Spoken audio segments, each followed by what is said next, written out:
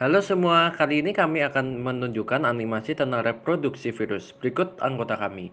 Moses Kurniawan, Chandra Kusuma, Benaya Tanio, Jovian Immanuel, Diosinius Agastya, DA. Terima kasih, silakan menikmati. Sistem reproduksi virus. Virus memiliki struktur tubuh yang sangat sederhana dan tidak memiliki perangkat untuk melakukan reproduksi sendiri. Untuk bereproduksi, virus memerlukan sel inang. Virus bereproduksi dengan cara replikasi. Reproduksi virus dibedakan menjadi dua, yaitu yang pertama siklus litik. Siklus litik yaitu replikasi virus yang disertai matinya sel inang setelah terbentuknya virus baru. Berikut adalah tahapan dalam siklus litik. A. Tahap adsorpsi. Pada tahap ini, partikel virus akan menempelkan ekornya pada dinding sel bakteri. Virus hanya melekat pada reseptor, yaitu protein khusus pada membran plasma bakteri yang mengenali virus. Setelah menempel, virus akan mengeluarkan enzim lisozim yang dapat membuat lubang pada sel inang. B. Tahap injeksi. Pada tahap injeksi DNA ini, asam nukleat akan masuk ke dalam sel, sedangkan sulfur proteinnya tetap berada di luar sel bakteri. C. Tahap sintesis. DNA virus yang sudah diinjeksikan akan mengambil alih kehidupan.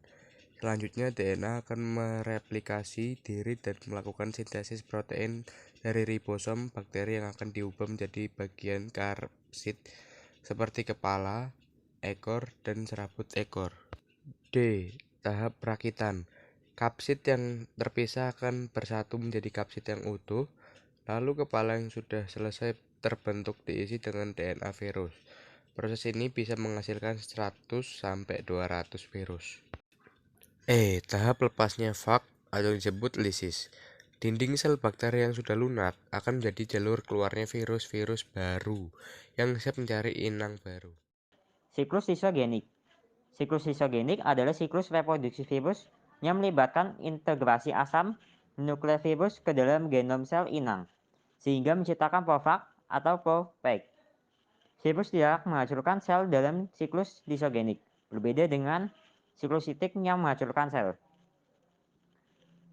Ada tahap A, yaitu tahap adsorpsi, dan B, tahap injeksi. Pada tahap ini, sama seperti tahap litik. C. Tahap penggabungan.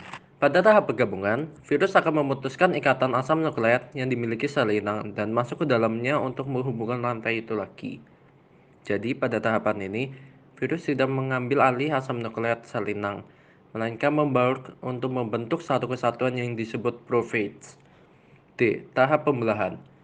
Phage yang bergabung dengan DNA bakteri disebut prophage.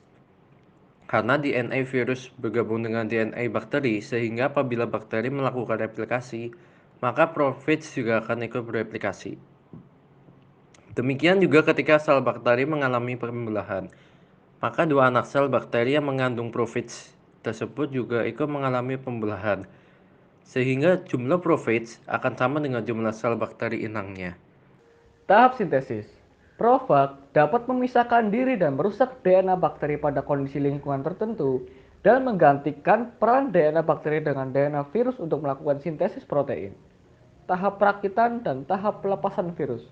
Untuk tahap ini, mirip seperti siklus litik.